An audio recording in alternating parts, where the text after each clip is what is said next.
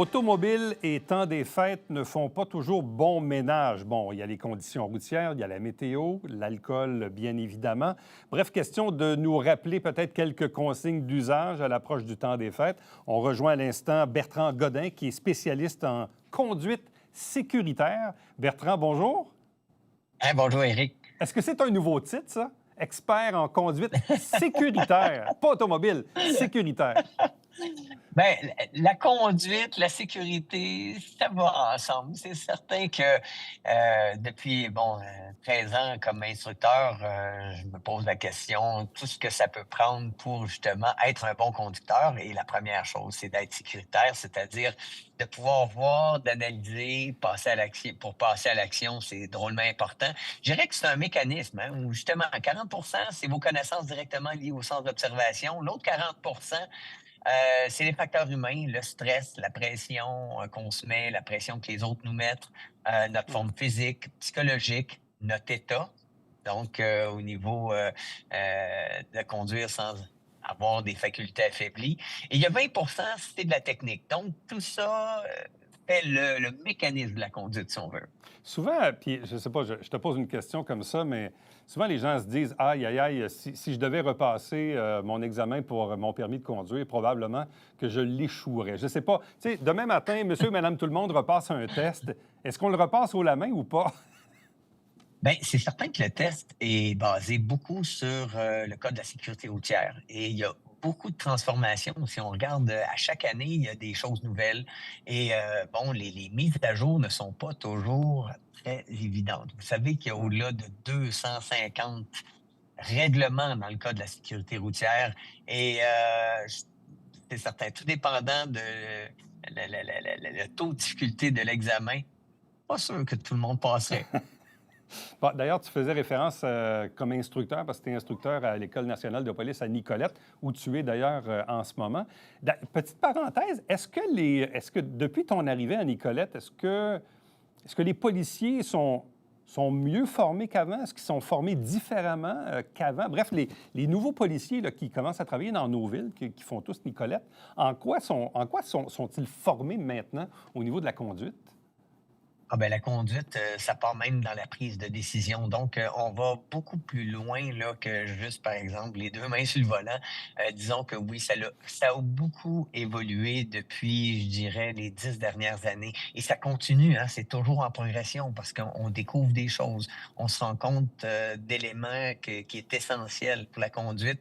Et c'est aussi vrai pour monsieur et madame tout le monde. Vous savez, lorsqu'on suit notre cours de conduite et qu'on obtient notre permis, ben, ça prend à peu près 4 ans avant de voir toutes les situations Ah accidentogènes. ouais. Et il y a beaucoup d'éléments qui n'est pas enseigné, comme savoir quoi regarder à quel moment, la gestion de la vision, de l'attention, tout ce qui est les éléments dynamiques de la voiture. Donc, comment une voiture va se comporter au freinage.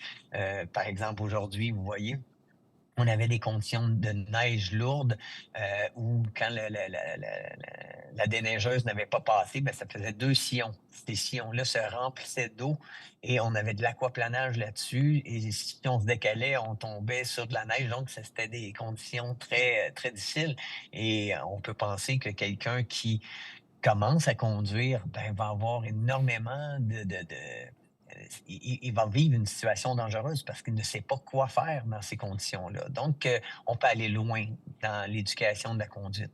Bon, quand on parle de conditions hivernales, parce qu'on commence là, la saison, je comprends que la réglementation sur les pneus, la loi prévoit une fenêtre de date qui, quant à moi, devrait être un peu plus élargie, parce que dès qu'on est moindrement en Abitibi, au Saguenay ou en Gaspésie, c'est clair que les pneus d'hiver, on les pose pas mal plus avant que le 15 novembre. Mais en même temps, je suis toujours étonné, puis tu sais, pendant longtemps, j'ai été chroniqueur à la circulation à la radio à Montréal. J'étais toujours étonné, moi, à la première tombée de neige, où il y a à peu près le trois quarts des gens qui n'ont pas encore le pneu d'hiver. Ça me rentre pas. Même encore cette année, là, il y a eu la semaine passée un peu de neige ici, là, dans le sud du Québec. Puis la moitié du monde n'avait pas encore leurs pneus. Là. C'est une réalité. C'est une réalité et puis c'est tellement important d'avoir nos pneus d'hiver quand on affronte des conditions comme on a affronté. Le problème, c'est ça, c'est que les gens, des fois, attendent un peu trop. part pour prendre son rendez-vous, pour changer le pneu. On sait, la main-d'œuvre aussi, certains garagistes ont eu énormément de problèmes à ce niveau-là, mais il faut être conscient que si on n'a pas nos pneus d'hiver et qu'il neige, même si on est avant la date limite, eh bien, on s'expose à énormément de problèmes. Donc, c'est certain qu'il faut adapter sa conduite dans ces conditions-là. Des fois, c'est pas toujours facile de l'adapter parce que vous savez, lorsqu'il y a pas d'adhérence, que vous freinez, il n'y a rien Ouais. qui se passe, que vous tournez le volant, qu'il y a rien qui se passe, votre talent, même si vous êtes le meilleur conducteur, ça vaut zéro. Donc c'est d'être capable d'être conscient de ce que la voiture peut faire dans son environnement et à ce sujet-là, ben, il y a des gens qui vont surestimer parce que justement, ils ont des pneus d'hiver, d'autres, vont sous-estimer, et ça emmène, une, je dirais, une variété de conducteurs sur la route qui sont Ouais. pas toujours synchro. Mais tu sais, souvent, on faisait des blagues avec ça quand les premières tractions intégrales ont commencé, ou les fameux 4x4. Mais tu sais, on faisait des blagues un peu, mais disait, bon, oui, on va plus vite sur la neige, mais quand on a une sortie de route, on va plus loin. Oui, oui, et ça, c'est le danger parce qu'il y a tellement de motricité, donc les gens ont une fausse illusion de croire que, la voiture va freiner aussi bien qu'elle accélère. Alors que s'il y a un test à faire, c'est plus un test de freinage.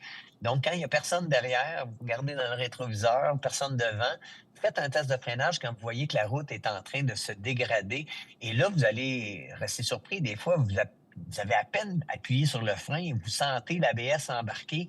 Et là, ça veut dire qu'on a dépassé les capacités de la voiture au freinage. Et c'est ça qui va vous emmener à juger des distances, de la vitesse à laquelle vous devez aller pour être capable d'exécuter un freinage ou un virage. Mais dans le fond, la clé là-dedans, peu importe le véhicule, parce qu'on sait qu'il y en a, là, des tractions avant, propulsion, traction intégrale, des petits, des gros, des moyens, électriques, peu importe, c'est le freinage. Il faut être en Ah ben tout à contrôle de fait. son freinage. Ah, vous allez remarquer que tout ce qui n'a pas de frein va vite. Ouais. Et donc c'est certain que le freinage, c'est la clé et c'est pourquoi que souvent les gens, ne réalisent pas. Puis surtout quand on va arriver avec les premières tempêtes où là, il va y avoir de la poudrerie, souvent les gens s'en vont à ce que j'appelle, une situation stable. C'est-à-dire que vous êtes sur l'autoroute à 100 km/h, vous n'avez pas besoin d'accélérer, vous n'avez pas besoin de freiner. Et vous sentez pas, mais il y a de la glace noire qui se forme, OK, avec, justement ces rafales de vent et là, à un moment donné, quand ça se met à freiner devant, les gens arrivent pour freiner et là, surprise, on est sur de la glace noire et Ouais. là, on est dans le pétrin. Donc c'est la raison pour laquelle de toujours porter, l'attention sur la chaussée, comment elle va se comporter. Des fois même, vous allez pouvoir aller chercher de l'adhérence en dehors de où les sillons de pneus ont passé, parce que les gens circulent toujours dans le centre de Ouais. la voie, c'est ce qu'on leur montre. Mais des fois, tu vas te décaler de quelques centimètres sur la droite, tu vas avoir plus d'adhérence parce que là, tu vas éviter justement cette petite glace qui a été formée par le passage des roues où le flocon a fondu par la friction du pneu sur la chaussée. Là, pour une cinquième année, tu t'impliques avec l'Action communautaire de la brasserie Labatt pour parler de la consommation responsable, de la conduite responsable, conduite sécuritaire. Bon, certains diront que quand on prend de l'alcool, on ne conduit pas, mais dans la vraie vie, c'est pas toujours ça qui arrive. En même temps, nous, au Québec, on est toujours sous la règle du 0,08, alors que d'autres provinces ou d'autres États américains n'ont pas du tout les mêmes règles que nous. Quel est le message de responsabilité que tu veux donner au public? Je suis tellement content de faire ça avec la brasserie Labatt. Ça fait 5 ans, puis nos premiers faits d'armes, c'était en 2003 et c'est vraiment pour inciter les gens, de ne pas prendre, de l'alcool et de conduire tout simplement. De faire en sorte de prévoir lorsque vient le temps de festoyer. Parce que disons que notre jugement est meilleur avant d'avoir consommé qu'après. Donc, d'arriver et puis de faire en sorte de prévoir un conducteur désigné qui, lui, ne prendra pas d'alcool et à ce moment-là, ben, c'est vraiment, une situation qui touche pas juste le Québec, mais sur la planète. Ouais. Donc, pour bien conduire, ça prend toutes nos facultés et encore plus lorsqu'on vit des conditions comme on peut vivre au Québec.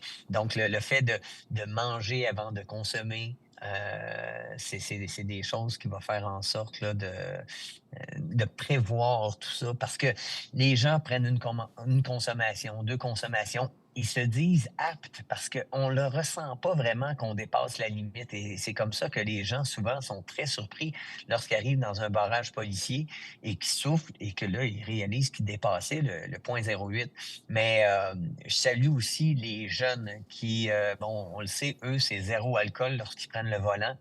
Ouais. Et on garde cette culture-là. Donc, on sent un vent de changement et de rappeler aux gens de prévoir cette stratégie-là va faire en sorte qu'on va sauver des vies parce que, Tu faut le dis, dans dire, le il y a fond, eu quand même. que le Oui. fait d'imposer le tolérance zéro là, pour les jeunes de 17 à 22 ans, ça crée une nouvelle culture de citoyens, de conducteurs?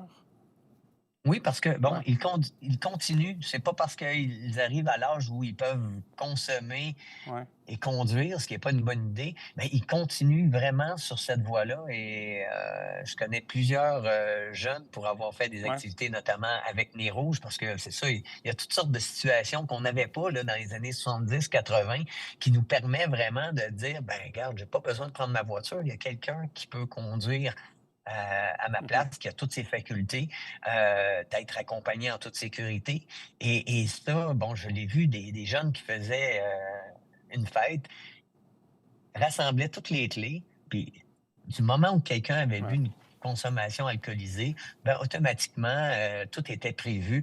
Donc, très, très bonne organisation et c'est ce qu'on prône. C'est cette organisation-là qu'on veut que la population puisse avoir et passer à l'action. En quelques secondes, parce que j'ai vu récemment aussi des études de ceux qui militaient là, pour ramener ça à 0,05, mais peu importe. Mais tu sais, ce qu'ils disaient, c'est qu'à 0,2, 0,4, 0,5, 0,6, 0,7, on a déjà quand même les facultés affaiblies. C'est pourquoi que, regardez, un verre d'alcool mélangé à de la fatigue, mélangé à des médicaments, mélangé à Ouais, du cannabis, ouais. c'est des éléments qui vont amplifier donc, oui, la limite légale d'alcool, c'est une chose. Les facultés affaiblies, c'est ça qu'on veut vraiment contrer, lorsqu'on est, sur la route. Bertrand Godin, merci beaucoup. Donc, campagne pour cette promotion de consommation raisonnable, de conduite sécuritaire, conduite hivernale, parce qu'en même temps, on est dans ce temps-là de l'année. Un gros merci, puis bon temps des fêtes. Ben oui, et bon temps des fêtes en toute sécurité. Merci. Merci. Restez avec nous. On vous revient après ceci.